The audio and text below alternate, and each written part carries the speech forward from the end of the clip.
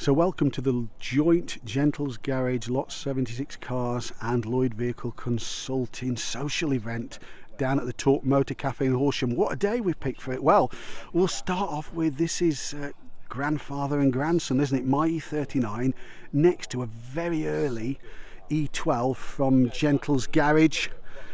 Beautiful car, got a great story behind it. Check out his channel for that one. Loving the colour, original colour, South African car. Doesn't that look great? Well, which one will I take home? Well, I'll take home the one on the left, but I'd certainly like to take home the right one as well, the E12. So let's take a walk to the Talk Motor Cafe and let's see what we can see. And I'll just drop those into the video. It looks like people are having a great day here. There's a few cars have turned up that weren't expected, so let's take a closer look. Now, R107 SLs don't come better than this one. This one is an absolute beautiful 1985 380 SL. Got the V8. Yes, he's got the Mexican hat wheels. Imagine the ride quality on those big fat tyres. I've opened the doors on this one. Look at the wipers. They sort of overlap, don't they, like Mercs of this period. The car is built like a bank vault. That is absolutely beautiful. Loving the colour. So thanks to Kevin for bringing that one along today. I think it's probably its first proper run out after winter. Lovely.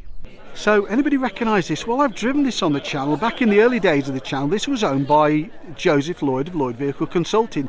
It's a 2-litre V6. It's automatic. Back then there were about 70 left. Apparently there's only about 50. They do have some issues with them, but it's great that this one's been preserved. It's been through a couple of owners since Joseph owned it. I remember this car very well. It drove really well. So the current owner's doing a fair bit of work on it to try and bring it back up to scratch, and he likes it. And you know, quite honestly, I can't say I blame him. I think it looks absolutely lovely. So arguably one of Richard Woolley's finest designs, Accord based, looks dramatically different. It's the Rover 600. But this one is all about performance. It's a 600 or 620 Ti, so it's got the turbocharged engine, got the best part of 200 brake horsepower. Gearboxes are a little bit of a weak point apparently, but absolutely a wolf in sheep's clothing. This one, owner's brought this one along today for the social, and wouldn't mind bashing one of those as well actually. So we've got a very nice Integra Type R, sold officially in the UK in small numbers. A lot of racing drivers used to like these back in the day. This looks like it might be a Japanese import. Might be the facelifted car. I'm not sure we got the facelifted car, but these are properly quick 80. It looks like a facelifted car. So you'll know more about these probably, some of you, than me, but I certainly wouldn't mind bashing that one. So we are graced with the presence of the Rubbish Mechanic, who's not rubbish at all, but that's his channel name, so check that out. And he's got the V90, the wagon that, the wagon of all wagons. It's got the 3-litre engine. This one's immaculate. Look at the wheels on it. Of course, he's got the standard prancing moose on the side. Who wouldn't have that? Oh, it's even got cup holders. Fantastic. Loving that steering wheel, the wooden steering wheel there. If you want space and comfort and safety and everything else, what could be better than one of these? It looks an absolute treat. My car's dirtier on the outside than the underbonnet of this, sadly, but there you go. Absolutely fantastic. Nice to see that.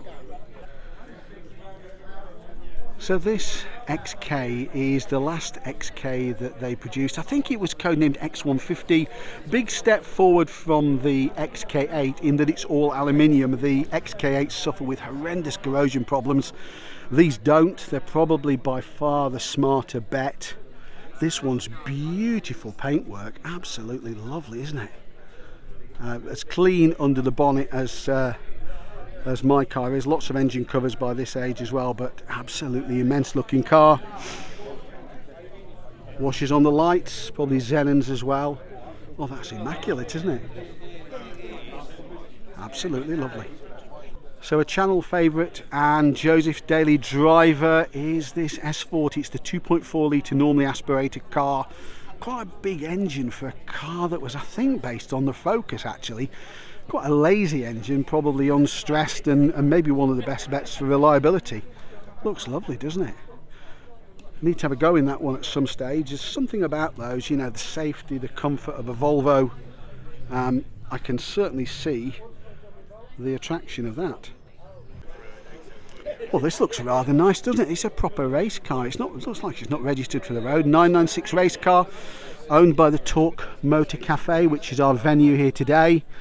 Got a spoiler that could be used as a picnic table, probably.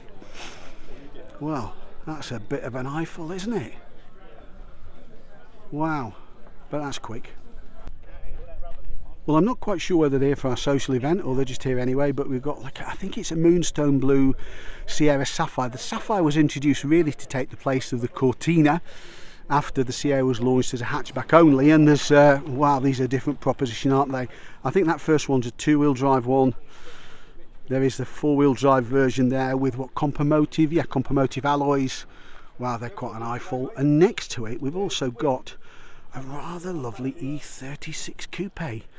It's got some M Sport badges. Is it an M car? I'm not quite sure. Lovely colour. Is that Boston green? I'm not sure. Put it in the comments. I think it might be Boston green. Looks like it's a proper race car. It's got the Thruxton stickers on, so it looks like it's been around there a time or two. Very nice. Well, I might have got my 3 Series mixed up there. I think this is an E92. It's certainly an M3. I'm not so keen on the very latest 3 Series, but quite honestly, this generation is still recognisable. Got those fantastic design on the mirrors, beautifully shaped M Sport wheels. It's got the iDrive system in there as well. Looks pretty cool, doesn't it? Is that a carbon roof? It may well be a carbon fibre roof, that one. I'm certainly liking that very much. Lovely. So complete with its BBS alloys, it looks like a Japanese market VW Vento. This car went through incarnations. It was a Boar, it was a Jetta, but basically it was a booted Golf. This one is an absolute treat. P-Reg, what would that make it? 96? Beautiful metallic black paintwork, got a lovely luster on it.